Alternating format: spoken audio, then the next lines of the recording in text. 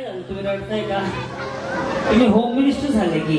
अयो आमची गाडी 2-4 महिन्याखाली हलवलेली आहे. पोलीस कंप्लेंट वगैरे केली, 4 महिने झाले ना, पेमेंट नाहीये म्हणून घेत नाहीये गाडी.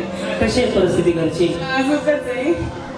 कधी विचार केला गाडी जिंकाल तुम्ही? ठरवलं होतं पण आता काय नशिबात होतं म्हणून भेटलं ना. घरचं काय म्हणजे गरीब परिस्थिती म्हणजे काय, घरी कामाला जातो मिस्टर? कामाला जातात, 2 मुलं आहेत. गाडी नाहीये का? गाडी हरवली, आमची चोरीला गेली होती 2-3 महिन्याला, पण केलं होतं मी त्यावेळेस, पण नाही सापडली. आणि गाडी अशी होती की म्हणजे घेण्याची आता परिस्थिती नाहीये माझी सध्या ना. त्याच्यात किती पगार आहे साहेबांना? दर आहे 15-20 पर्यंत जातो फक्त. घर हे सगळं भागावं. तर आम्हाला पैसे पाठवायला लागतात. सासरे गावाला वयस्कर ना, त्यांना पण पैसे येतात. आता रडायला आलं? मला मिस्टरांना हे द्यायचं होतं माझ्याकडे, ते मला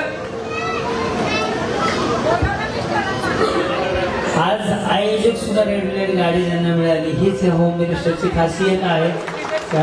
पण माहिती आहे परिस्थिती कशी आहे.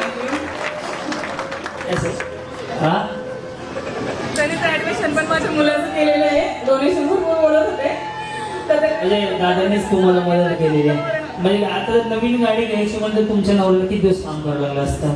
अहो नाही, म्हणजे आता 1 वर्षभर घेणारच नव्हतं. ते सकाळी 7ला घरून निघताय, संध्याकाळी झालं तिथून पीएमपीला जातात, तर त्यांचं नाम नको लावतात. 3 गाड्या बदलत जातात ते पण. संध्याकाळी घरी यायला पण 10-11 वाजतात. छोटी छोटी मुलं आहेत, वाट बघत असतात त्या बिल्डिंगपर्यंत अशी. आणि रात्री 11:30ला घरी आले होते. म्हणजे मग हा, ताईसाठी टाळ्या वगैरे झालं.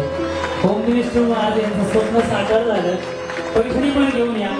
आज या माऊलीचा सन्मान करताना मला सुद्धा आनंद वाटतो की आज अशा माऊलीच्या घरी आपण पैठणी साडी देणार आहोत आणि गाडी पण देणार आहोत. म्हणजे वर्षभर बोलवतो ना, वर्षभर तुम्हाला काम करावं तेव्हा ही गाडी घेता आली असती.